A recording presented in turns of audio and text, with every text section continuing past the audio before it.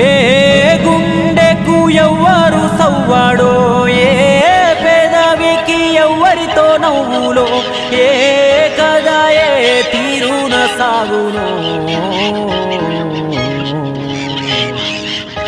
అన్నీ ముందుగా రాసే ఉంటాడు ఆపై వాడు. ఈడ ఎవ్వడు లేడు జరగాల్సింది ఆపేవాడు.